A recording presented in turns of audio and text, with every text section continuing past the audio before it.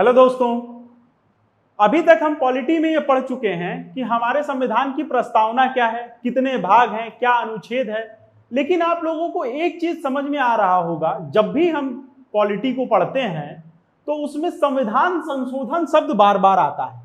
तो संविधान संशोधन जो शब्द है वो क्यों बार बार आता है, हमको संविधान संशोधन की जरूरत क्यों पड़ी और कैसे संशोधन होता है, ये हम इस क्लास में पढ़ेंगे।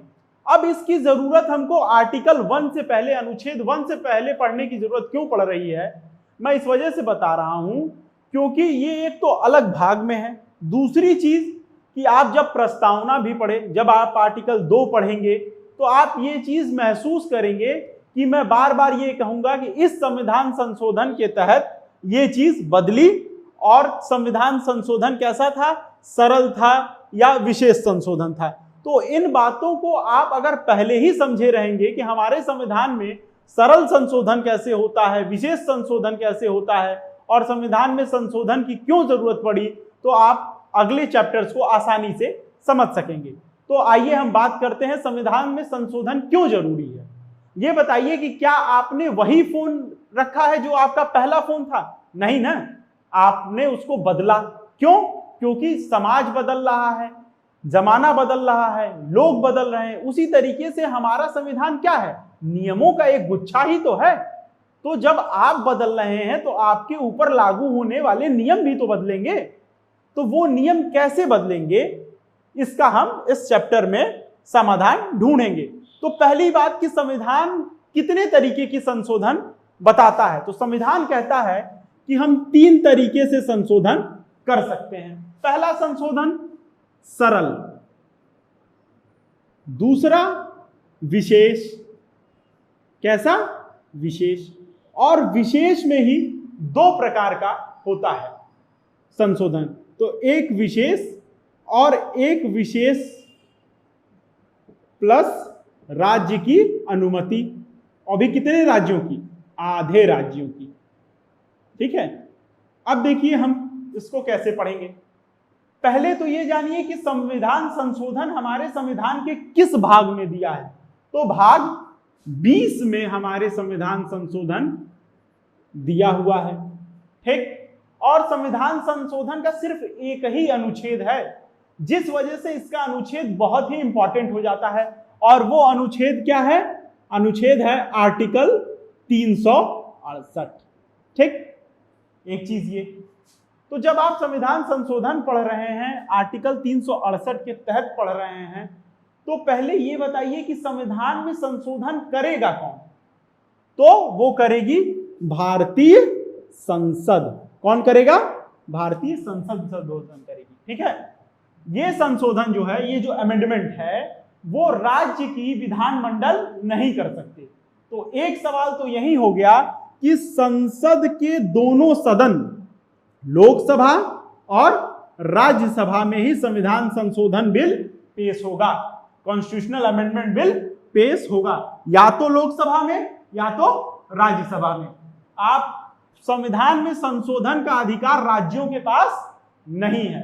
ठीक, अब जब यहां पेश होगा तो वो जिस प्रक्रिया से पास करेंगे, जो प्रक्रिया से पास करेंगे वही प्रक्रिया हम ये 3 पढ़ेंगे। तो इसका मतलब क्या है, मैं यहां लिख लूं 3 प्रक्रिया से पास होगा, और इसी को कहते हैं 3 प्रकार से हमारा संविधान संशोधित होगा।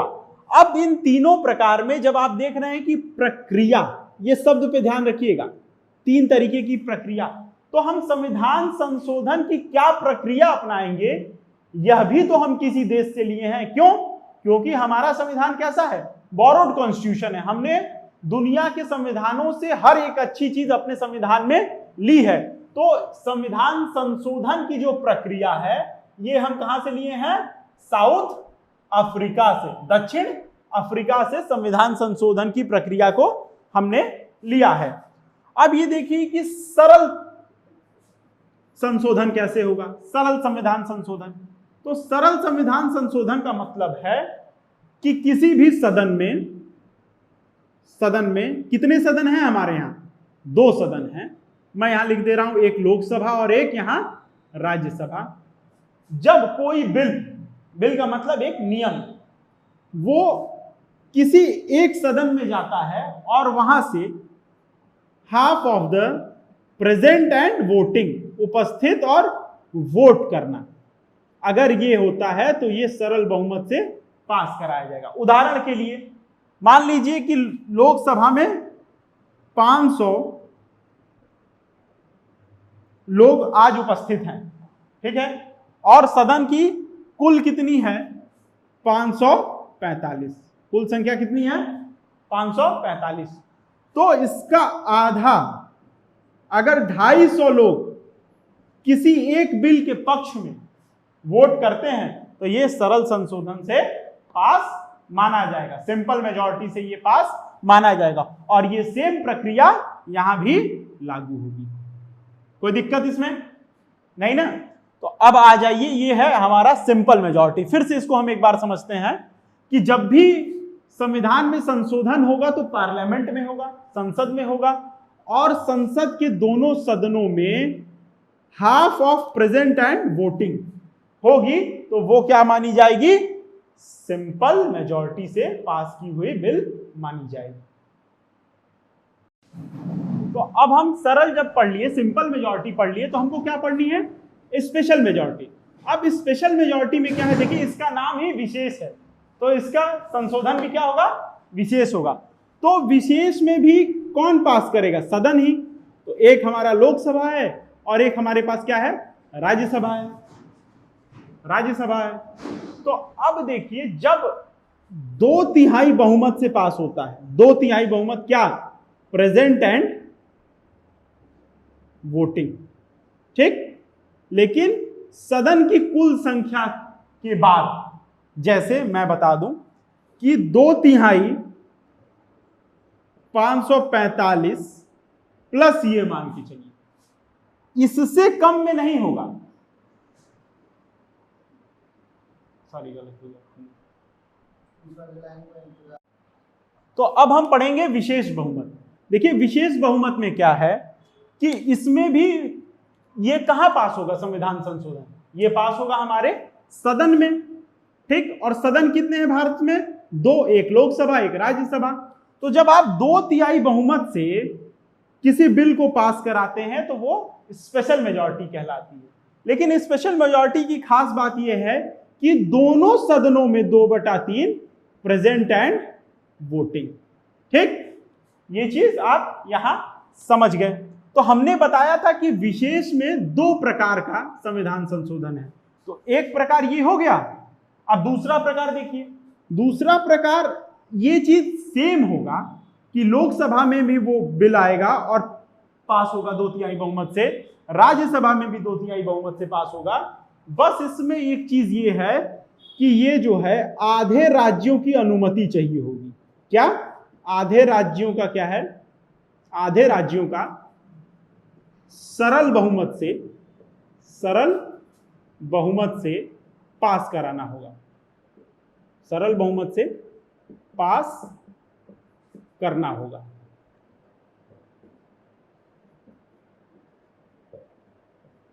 ठीक, अब इस बात को आप समझ रहे हैं।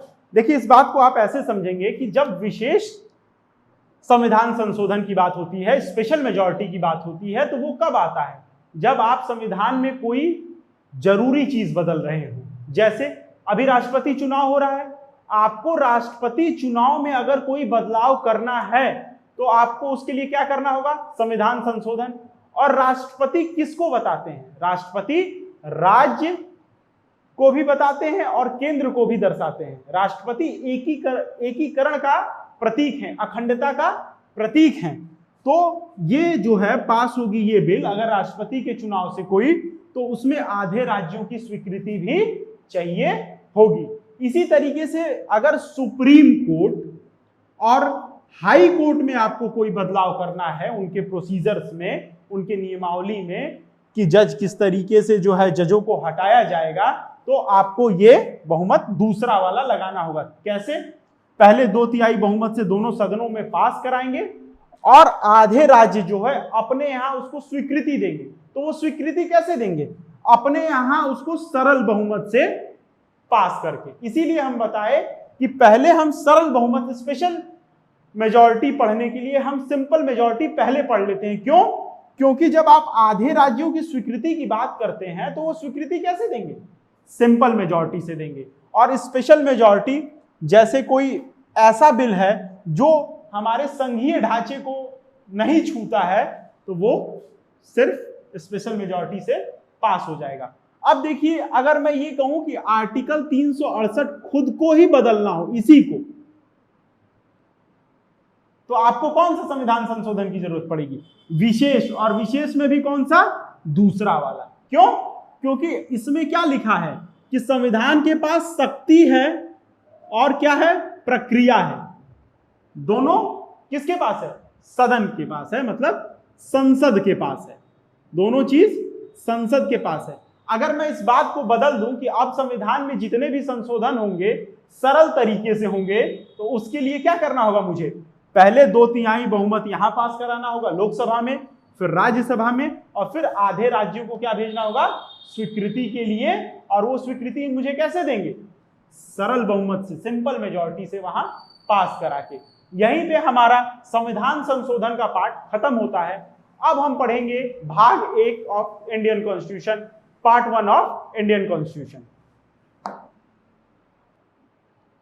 तो भाग 1 में क्या लिखा है? राज्य एवं संघ राज्य क्षेत्र। अब देखिए कि पहले हमको यह समझना है कि जब हमारा देश आजाद हुआ, प्यारा देश भारत देश जब हमारा आजाद हुआ, तो उसको ब्रिटिशरों ने क्या कहा था? 1947 का जब मैं आपको स्वतंत्रता अधिनियम पढ़ाता हूं तो उसमें 3 बातें कही गई थी कि 2 अधिराज्य बनेंगे, एक भारत और दूसरा पाकिस्तान। और तीसरी बात यह कही गई थी कि जो प्रिंसली स्टेट है, जो राजाओं के अंडर में स्टेट हैं, उनके पास 2 ऑप्शन रहेंगे, सॉरी 3 ऑप्शन रहेंगे। क्या? प्रिंसली स्टेट के पास क्या ऑप्शन है? या तो वो भारत में मिले, या तो वो पाकिस्तान में मिले, या तो वो इंडिपेंडेंट रहें। क्या रहें? खुद ही एक आजाद राज्य बनाए। तो ब्रिटिश कभी नहीं चाहते थे कि भारत का एकीकरण हो। वो तो पटेल थे जिन्होंने भारत को एकत्रित किया और अपने एक भारत को, समूचा भारत एक संघ बनाया। अब देखिए, इस समय प्रिंसली स्टेट जो थे वो 552 थे। कितने थे? 552। यानी ब्रिटिश कितने टुकड़े चाहते थे भारत के? 2 तो ये आपको दिख रहे हैं। वो चाहते थे कि भारत के कम से कम 500 टुकड़े हों, ठीक। लेकिन हमारे स्वतंत्रता सेनानियों में इतना दम था कि उन्होंने 552 में से 549 को तो ऐसे ही मिला लिया, ठीक। तो 3 राज्य ऐसे थे जो मिलने में आनाकानी कर रहे थे। वो 3 राज्य थे हैदराबाद, जूनागढ़ और जम्मू एंड कश्मीर, ठीक। तो अब देखिए इन तीनों को कैसे मिलाया गया, एक सवाल यह बनता है। और बड़ी रोचक बातें इनमें आपको पता चलेंगी कि इनको मिलाते वक्त जो भारतीय इतिहास में घटनाएं घटी, वो अपने आप में एक ऐसी घटनाएं हैं जो आपको भारत से और गहरे तौर पे जोड़ेंगी। तो पहले हम बात करते हैं हैदराबाद की।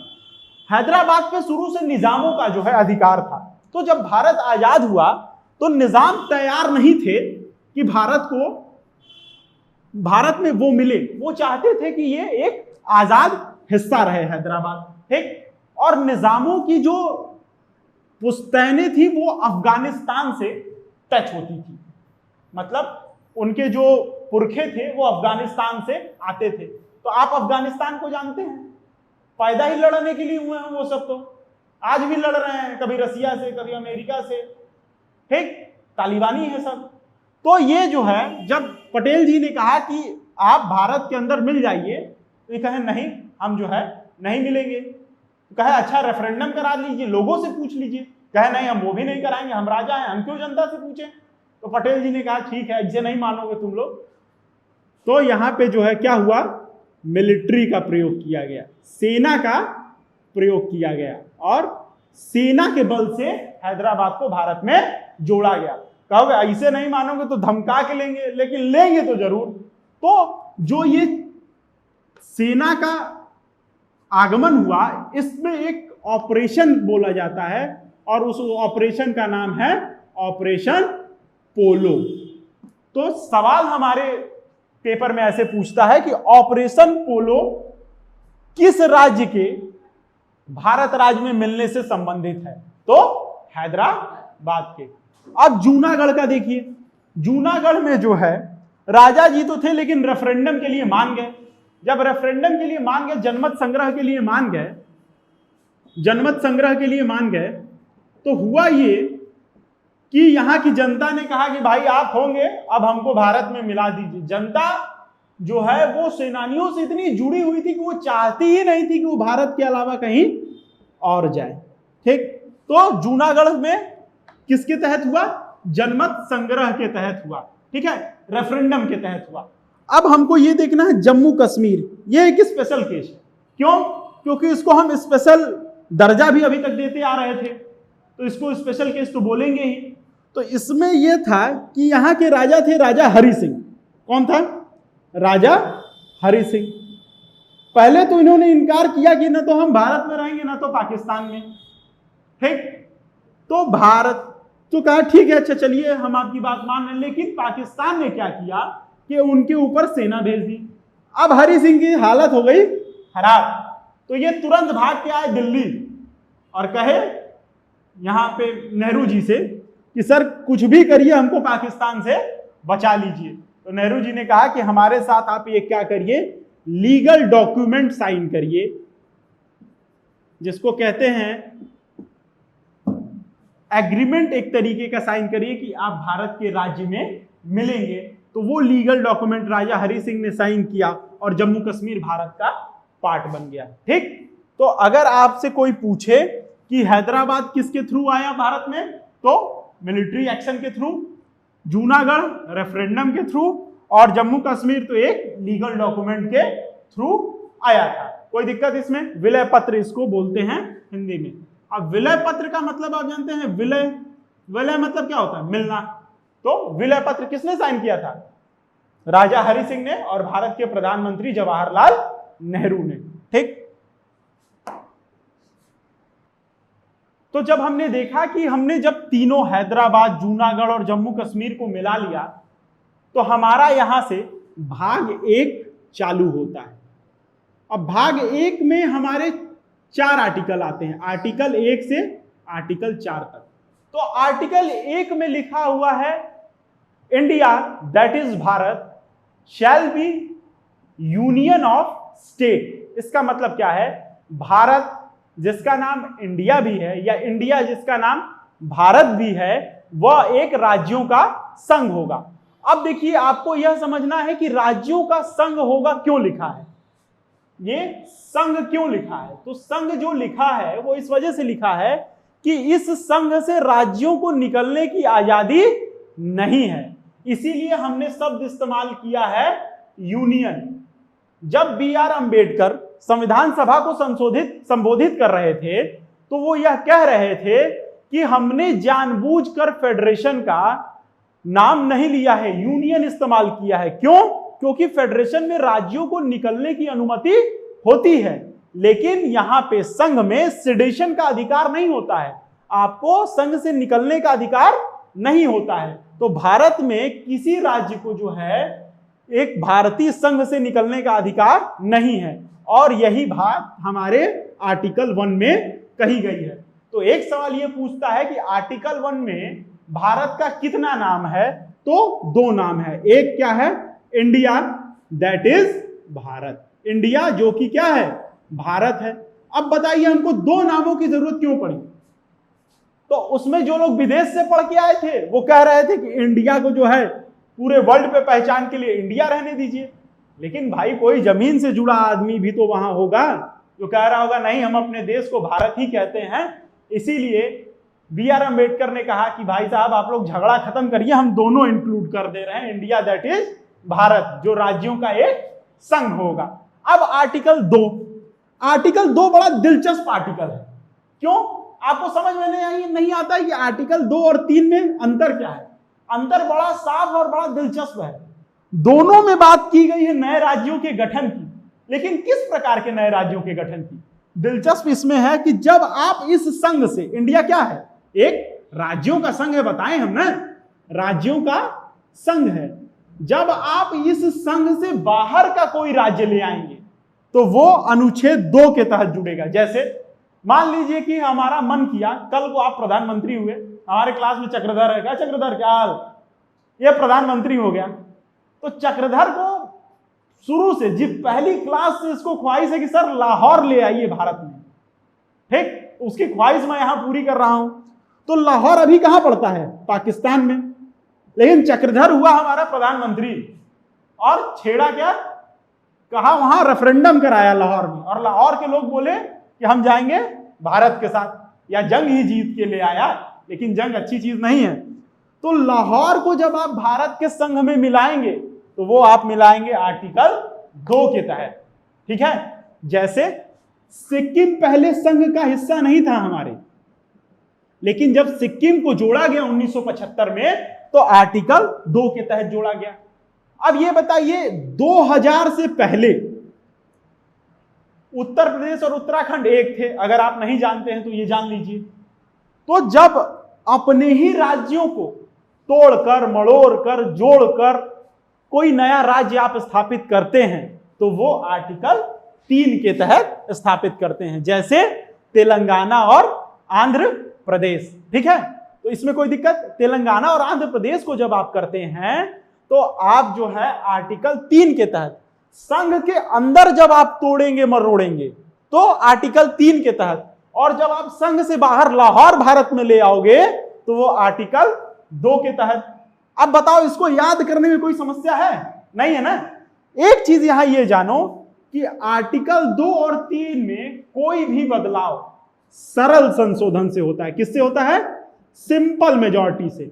अब समझे कि हम पहले ही क्यों तुमको पढ़ा दिए थे संविधान संशोधन। क्यों? क्योंकि जब मैं ये कह रहा हूं कि सिंपल मेजॉरिटी से, तो तुम्हारे दिमाग में आ गया होगा कि आधा प्रेजेंट एंड वोटिंग। कोई दिक्कत? तो 3 में ये हो गया। तो अब एक ही आर्टिकल तो बचा, वो आर्टिकल कौन सा है? आर्टिकल 4। आर्टिकल 4 ये कहता है कि 2 और 3 में जो आप बदलाव करेंगे, जो भी बदलाव करेंगे उसके साथ 2 जगह और बदलाव होगा।